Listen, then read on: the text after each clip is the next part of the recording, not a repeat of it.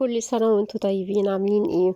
النهاردة بقى نعمل كحك. كحك بقى ايه؟ بريحة زمان، بطعم زمان، بكل الحاجات الجميلة كده بتاعت زمان، لما امهاتنا كده كانت بتقعد تعمل الكحك. وايه كانت دايما امي تقول لي الله يرحمها، تقول لي ايه لما تيجي تعملي الكحك اعملي السمنة، سخنيها كويس جدا، ولما تيجي تختبريها كده حطي بس على شوية دقيق صغيرين كده، لو لقيتيها بتفور كده يبقى هو ده ايه، هو ده الصح.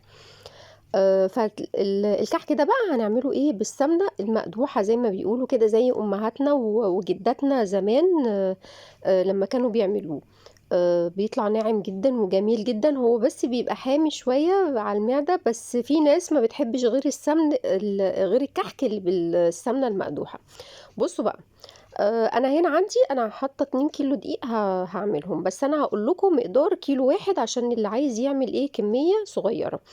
والدقيق كمان لازم تخلي بالكم من نوع الدقيق كويس جدا. يعني هاتوا دقيق لحد ما كده يكون موثوق فيه، علشان عشان حرام طبعا السمنه والحاجه اللي بنجيبها كلها غاليه، فما يجرالهاش حاجه. هو كيلو الدقيق بياخد معلقه معلقه خميره. اوكي. وهياخد معلقتين سمسم، ومعلقتين لبن بودر، معلقتين نشا، معلقتين سكر. انا هنا عندي نص كوباية مية دافية، دافية مش سخنة ومش باردة، خليها دافية علشان تشغل الخميرة، واحط معاها شوية سكر كده صغيرين من المعلقتين بتوعي، وهقلبهم وهسيبهم شوية عقبال لما انا اعمل ابس الدقيق مع السمنة، تكون الخميرة بتاعتي ايه، اشتغلت. وكمان ابقى متأكدة ان هي الخميرة بتاعتي ايه، كويسة ومظبوطة. اول حاجة هعملها بقى، هاخد الدقيق بتاعي هحط عليه السمسم واللبن البودر، وكمان نسيت اقول لكم، كل كيلو دقيق ليه معلقة ريحة كحك، معلقة واحدة، ما تكتريش منها علشان ما تغيرش طعم الكحك. كمان هو اصلا في ناس كتير مش بتحب ريحة الكحك، بس صراحة انا بحبه بريحة الكحك. وكمان الكحك بتاعنا بتاع زمان اللي بالسمنة المقدوحة لازم يتحط له ريحة كحك. بنقلب بقى كل ده مع بعض، اللبن، معلقتين اللبن البودر مع معلقتين السمسم مع معلقة ريحة الكحك. ونسيت اقول لكم كمان ذرة ملح. وبعد كده ايه، هحط في الاخر خالص السمسم المفروض السمنه المقدوحه مش بنحمصه، بنحطه كده وبنحط السمنه فوقيه، فالسمنه هي اللي ايه، اول ما بتنزل عليه وهي مقدوحه كده وهي سخنه بتحمصه. بس انا من رايي، لاني حسيت ان هو ما اتحمصش قوي، انا من رايي ادوله تحميصه خفيفه، ما تحمصوش يعني مظبوط زي ما بنعمل الكحك بالسمنه العاديه، لا، تحميصه خفيفه خالص. ولما تحطوا السمنه عليه، السمنه هتكمل ايه، التحميصه بتاعته. هنقلب بقى كويس، ولما نيجي نبسه احنا مش هنبسه وهو السمنه سخنه قوي كده، لا، هنسيبها لما تهدى خالص، وبعد كده ايه نبسه. لو انا مش عندي عجان، هعمل طبعا بايدي، هفضل ابس فيه كويس جدا جدا جدا ما بين ايديا كده لحد لما يبقى عامل معايا زي الكريمه. انا حطيته في العجان، هعمله برضو كده زي ما بقول لكم كده، هسيب العجان برضو يبس فيه كويس جدا لحد لما يبقى ايه، عامل زي الكريمه كده. اطلعه في ايدي كده الاقيه ناعم كده خالص وزي الكريمه في ايدي كده، يبقى احنا وصلنا للنتيجه اللي احنا عايزينها. اهم حاجه في اي كحك، سواء سمنه مقدوحه، سواء سمنه من التلاجة، سواء سمنه عاديه، ان هو لازم تبس الدقيق مع السمنه كويس جدا. بصوا بقى اللي انا بحطه ده كمان، دي اسانس بتجيبيه من عند العطار بريحة السمن البلدي. لو انت عايزة تدعمي كمان ريحة السمن البلدي اللي عندك اكتر، هي معلقة واحدة لكل كيلو، مش بتحطي برضو كتير علشان ما تمررش. بصوا انا بعمل العجينة ازاي، بصوا العجينة ازاي عملت، بصوا زي كأنها زي الكريمة، زي ما انتوا شايفين كده. برضو لما اعملها على ايديا افضل ابس فيها لحد لما تبقى زي الكريمة في ايدي.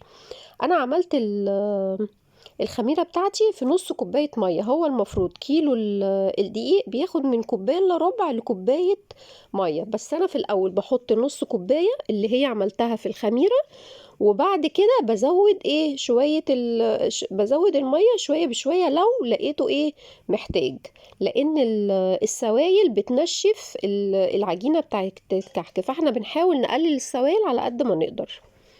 يعني ما تزودش في الميه وما ندلقش الميه من اول ايه، من اول مره كلها مره واحده. بصوا انا زودت كمان ربع كوبايه على النص كوبايه اللي انا حطاها مع الخميره، وهختبر ايه العجينه بتاعتي. احنا مش هنقلب كتير، انا يا دوبك بلم بس ايه العجينه بتاعتي بالميه اللي انا حطيتها بس. بصوا هشوف كده، لو لقيتها شققت هديها لفه تانية. ابصوا لقيتها عملت شق بسيط معايا، اديتها لفه تاني وبعد لفه برضو بسيطه، وبعد كده هاخد حته عجينه برضو هختبرها لو واعملها بصباعي من النص كده. لو ما شققتش معايا خالص ولقيتها حلوه كده في ايدي، خلاص هي كده مش محتاجه اي حاجه تاني.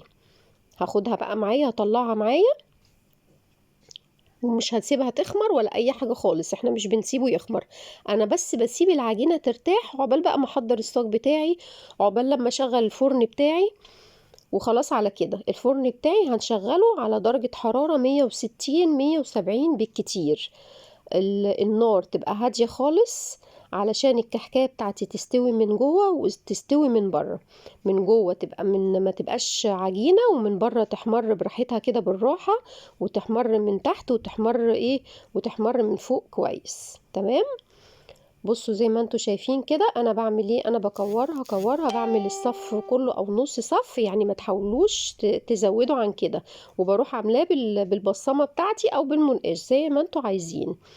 ماشي، بس ايه يعني مش نملى الصاج كله بعد كده نعمل بالبصامه علشان ما العجينه ما تنشفش معايا. لا يعني بالكتير قوي صف على بعضه، واروح عامله بالبصامه مره واحده، عشان ايه بدل ما اقعد كل شويه اعمل كل واحده ايه لوحدها.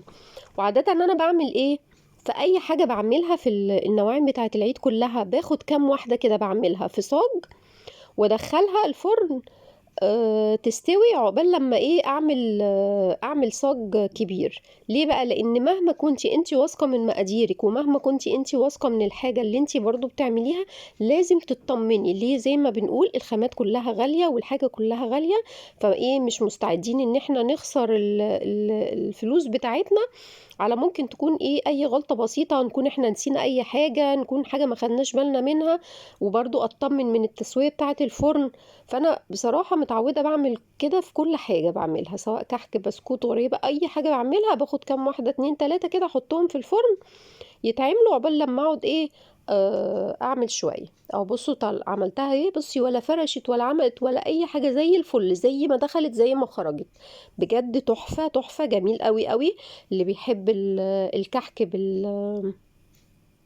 بالطريقه ديت السمنه المقدوحه. اه معلش انا حاجه مهمه جدا نسيت اقول لكم عليها. السمنه انا حاطه 550 جرام، يعني نص كيلو ومعانا 50 جرام كمان. انا هكتب لكم المقادير كلها في اول تعليق واعمله لكم مثبت، علشان تبقوا اللي عايز المقادير كلها على بعض مره واحده ما يتلخبطش. 550 جرام. كل سنه وانتم طيبين.